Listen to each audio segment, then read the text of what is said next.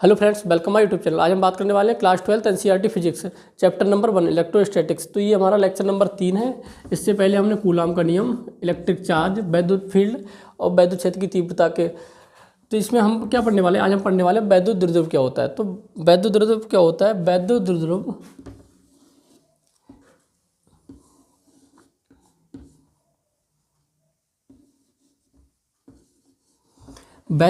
एक ऐसा सिस्टम होता है जो विपरीत एवं बराबर मात्रा में, इनकी जो मात्रा होती है, नंबर न्यूमेरिकल वैल्यू होती है, वो हमेशा समान होती है। जैसे हम सपोज करें, यहाँ पे हम अगर ये -10 है और ये +10 है, अगर इन दोनों को हम एक बहुत पास क्या करें, बहुत ही पास रख दें, तो ये ऐसे एक सिस्टम बनेगा जिसे हम वैद्युत द्विध्रुव कहेंगे। तो वैद्युत द्विध्रुव क्या है? दो विपरीत परंतु मात्रात्मक रूप से क्या होते हैं, समान होते हैं। ऐसे चार्जों को हम क्या करें, पास रख दें, तो एक ऐसा सिस्टम बन जाता है जिसे हम वैद्युत द्विध्रुव कहते हैं। अच्छा, इसको पास रखने के लिए क्या होता है, एक सिस्टम बनाना पड़ता है, क्योंकि अगर आप इसको फ्रीली पास रखोगे तो क्या होएगा, ये एक दूसरे को अट्रैक्ट करेगा। तो ये हमें क्या करना पड़ेगा, सिस्टम बनाना पड़ेगा। तो इसकी परिभाषा क्या होगी वैद्युत द्विध्रुव की?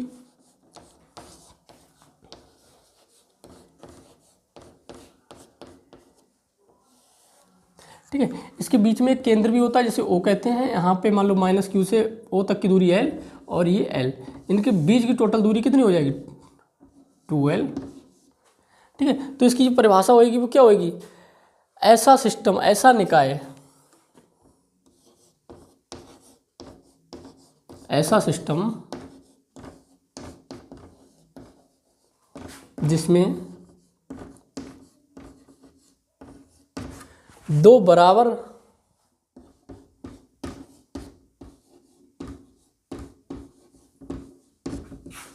एवं विपरीत प्रकार के आवेश,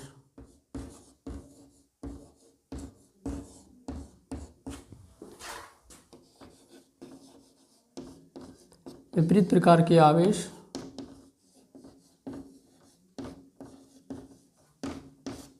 को अत्यंत पास यानी अल्प दूरी को अत्यंत अल्प दूरी पर रखने पर बना निकाय, निकाय मतलब क्या होता है, हिंदी में बोलते हैं निकाय, इंग्लिश में सिस्टम, बना निकाय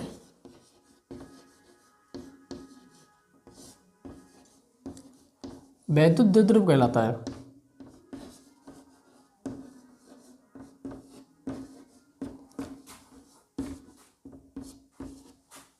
क्या कहलाता है? वैद्युत द्विध्रुव कहलाता है। इसे हम P से प्रदर्शित करते हैं, P से प्रदर्शित करते हैं।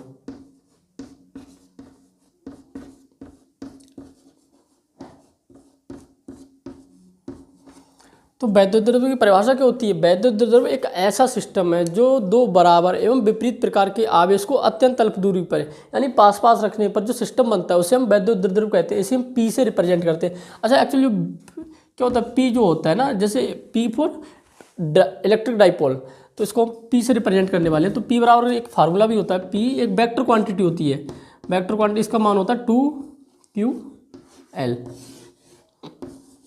यहाँ पे ऐसे भी लिख सकते हो, मतलब क्या करना, हमें एक आवेश लेना है, आवेश गुणा उनके बीच की दूरी, क्या कहलाती है? वैद्युत द्विध्रुव कहलाती है।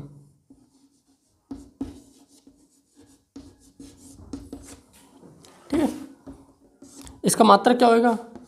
तो Q का मात्रक क्या होता है? इसका मात्रक होगा हमारा P का जो मात्रक होने वाला है, कूलाम इंटू मीटर,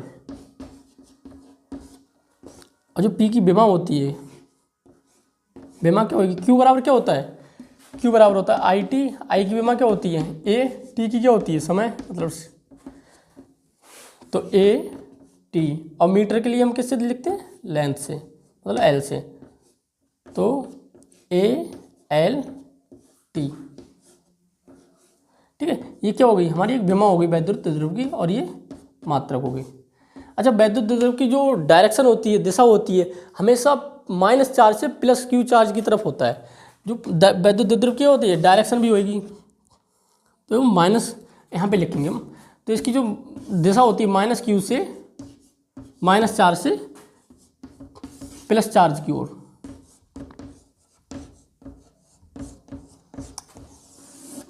जो वैद्युत द्विध्रुव होता है इसकी दिशा क्या होती है, हमेशा माइनस से प्लस की तरफ होता है और इसके अक्ष के अनुदिश, ठीक है। तो इस डायरेक्शन में इसकी डायरेक्शन आने वाली है P। फार्मूला क्या होता है 2QL।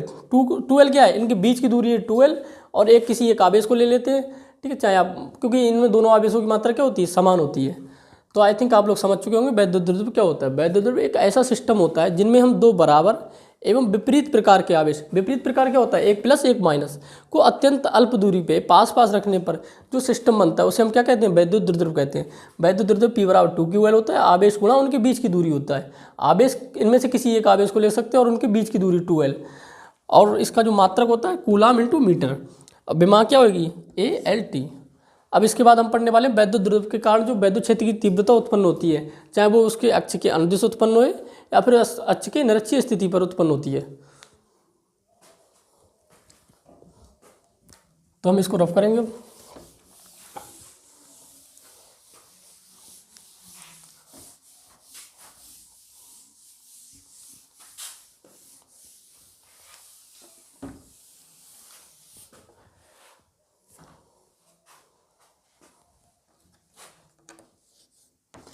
वैद्युत द्विध्रुव के अक्षीय स्थिति पर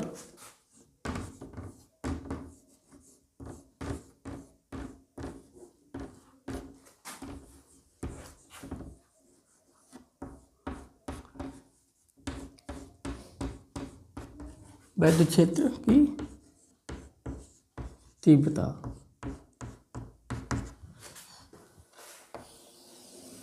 बोर्ड पेपर में सबसे ज़्यादा पूछे वाला क्वेश्चन है ये हमारा वैद्युत द्विध्रुव से, और ये क्या होता है, एक डेरिवेशन होता है। तो इसके लिए सबसे पहले हम क्या करेंगे, चित्र बनाएंगे। तो हमारा जो वैद्युत द्विध्रुव क्या होता है, -q + q, इनके बीच की दूरी क्या होती है, मतलब इसके वैद्युत द्विध्रुव का केंद्र होता है, इसके बीच की दूरी L यहाँ पे और ये L, टोटल दूरी कितनी होती है, तो इसके केंद्र से R दूरी पर अच्छी स्थिति क्या होती है, अच्छी स्थिति इसके एक्सिस के अलोंग, चाहे आप इस डायरेक्शन में चाहे इस डायरेक्शन में, बट इसकी जो डायरेक्शन होती है -q से +q की तरफ होती है। तो हम यहाँ पे इसके अक्ष के अनुदिश बिंदु P, और यहाँ से हम दूरी लेंगे ये R। बिंदु P पर हम क्या करेंगे, वैद्युत क्षेत्र की तीव्रता ज्ञात करने वाले हैं। Electric field on point P due to due to electric dipole. तो इसको हम यहाँ पे नाम देने वाले हैं A, चार्ज A, B, ठीक है। A पे कितना चार्ज रखा हुआ है, -q, और अब यहाँ पे हम देखो इसको सॉल्व करेंगे सबसे पहले। तो यहाँ पे जो -q यानी A से P तक की दूरी क्या होने वाली है, A से P तक की दूरी होगी, अब यहाँ तक की कितनी दूरी है R, और ये कितनी है, तो ये हो जाएगी हमारी R + L। और B से P तक की दूरी, B से P तक की दूरी, यहाँ पूरी दूरी कितनी है R, और इसमें से हम जब L घटा देंगे तो इतनी दूरी बचने वाली है, तब R - L। यहाँ पे हमने A पॉइंट से P तक की दूरी और B पॉइंट से P तक की दूरी निकाल चुके हैं। तो हमें पता है कि वैद्युत क्षेत्र की तीव्रता का फार्मूला क्या होता है। अब हम बात करेंगे कि पॉइंट A यानी -q आवेश के कारण बिंदु P पर वैद्युत क्षेत्र की तीव्रता। अच्छा, एक्चुअल क्या होता है, यहाँ पे जब हम +q0 चार्ज रखते हैं, क्यों, जो टेस्ट चार्ज होता है +q0 होता है, तो -q और ये +q की तरफ किस डायरेक्शन में फोर्स लगाएगा, हमेशा अपने पास खींचेगा। क्यों, क्योंकि यहाँ पे है अपोजिट चार्ज है, तो ये अपने पास की तरफ खींचेगा। तो अगर मान लो तो इसको मानेंगे E1, -q के कारण जो E1 वैद्युत क्षेत्र की तीव्रता है वो किस डायरेक्शन में होगी, -q की तरफ। अब जो +q के कारण इस पर किस डायरेक्शन में फोर्स लगेगी, ये इसको बाहर की तरफ धकेलेगा, क्योंकि ये सेम चार्ज हो रहा है। तो यहाँ पे जो E2 का मान आने वाला है पॉइंट B के कारण, वो इसके अपोजिट डायरेक्शन में जाएगा। तो यहाँ पे हम लिखेंगे थोड़ा, बिंदु A के कारण बिंदु P पर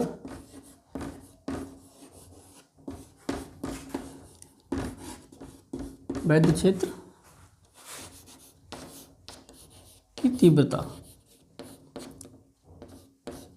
अच्छा, ए की खातिर हमने कितना दिखाया है, ए E1, और ये किस डायरेक्शन में है, ये क्या करेगा, इसके अपनी तरफ खींचने वाला है। तो E1 किस डायरेक्शन में है, इसके पास की डायरेक्शन में आएगा। तो 1/4πε0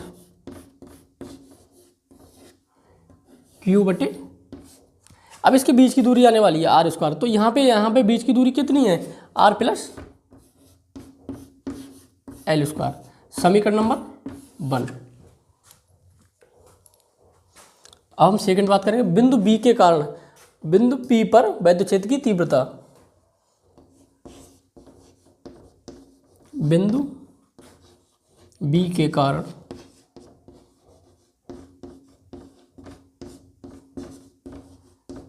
बिंदु P पर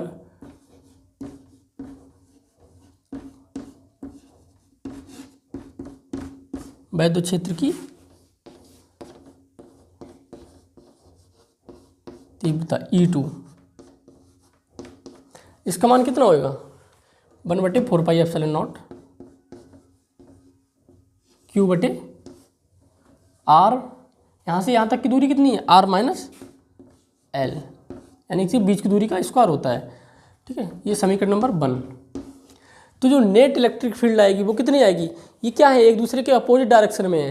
तो E1 का मान ज़्यादा आने वाला है क्योंकि यहाँ इसके बीच की दूरी कम है। तो E1 में से क्या होएगा, E2 माइनस हो जाएगा। तो नेट इलेक्ट्रिक फील्ड आने वाली जो हमारी E net E2 minus E1, यहाँ पे हम समीकरण फर्स्ट और सेकंड से इसके मान रखने वाले हैं। तो E2 का मान कितना है हमारा, 1/4πε0 Q/r - l का होल स्क्वायर। ठीक है, E1 का मान कितना है, 1/4πε0 Q/r प्लस का होल स्क्वायर। ठीक है, E नेट। अब हम क्या करेंगे यहाँ पर हम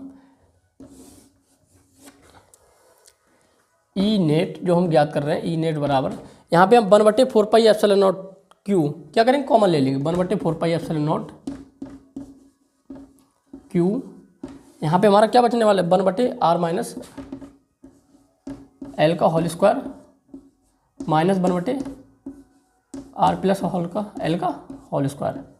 अब हम क्या करेंगे, एलसीएम लेंगे। एलसीएम में क्या होगा, इसकी यहाँ पे गुणा हो जाएगी और इसकी यहाँ पे गुणा हो जाएगी। तब 1/4πε0 Q, और क्या करेंगे, a + b का होल स्क्वायर खोल देंगे। तब r² + l² + 2rl। अब यहाँ पे हम करेंगे तो क्या होगा, सारे चिन्ह कैसे कर देंगे, माइनस की कर देंगे। और यहाँ पे हम क्या करेंगे, a + b का होल स्क्वायर खोलेंगे। अच्छा, पहले ऐसे ही खोल लेते हैं, r² + l² - 2rl। अब नीचे क्या हो जाएगा, एक साथ लिखेंगे, r - l का होल स्क्वायर r + l का होल स्क्वायर।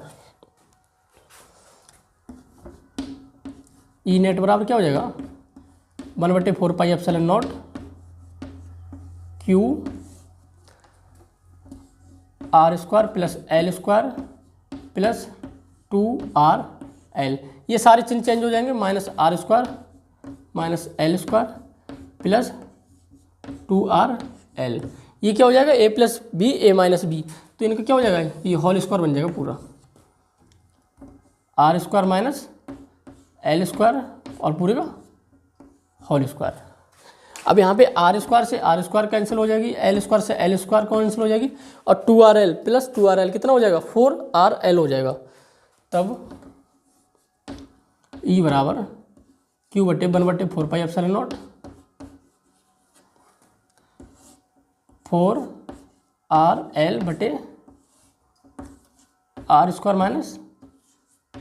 - l²। ठीक है, अब हम क्या करेंगे, इसको थोड़ा यहाँ पे रफ करेंगे और इसको सॉल्व करने वाले हैं। तो यहाँ पे आपने लिख लिया होगा शायद। तो हमारा जो E नेट बराबर क्यू बटे 4πε0 4r r square minus l square का होल स्क्वायर। अब यहाँ पे क्या होता है, जो हमारी l की मान है वो l की अपेक्षा क्या है, बहुत कम है, तो l square greater than r square. तब आर स्क्वायर क्या हो जाएगा, आर का मान हमारा हो जाएगा 0 की तरफ, यानी आर का मान हम एल का मान गलत हो गया,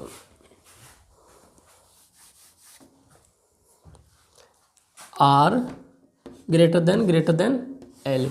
तब एल बराबर 0 रखने पर यहाँ पे हम एल क्या करेंगे, 0 रखेंगे एल स्क्वायर को, तो ई नेट बराबर क्यू बटे 4πε0 4r l बटे r square minus 0 into r square. हमारा हो जाएगा यहाँ पे 1/4πε0 क्यू 4r l, और इसका क्या हो जाएगा, r की पावर कितनी हो जाएगी, 4 हो जाएगी। तो यहाँ से क्या होगी, पावर खत्म हो जाएगी और ये 3 पावर बचेगी।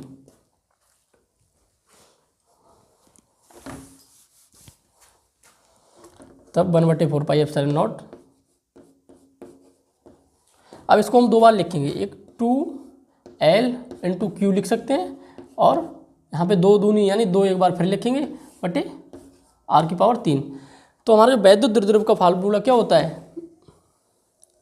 ये हमारा क्या बन जाता है, वैद्युत द्विध्रुव का फार्मूला बन जाता है 2l इंटू क्यू, यानी उनके बीच की दूरी और एक आवेश। तो हमारा यहीं पे फार्मूला बनेगा 1/4πε0, ये 2 आगे आ जाएगा 2p बटे आर क्यू।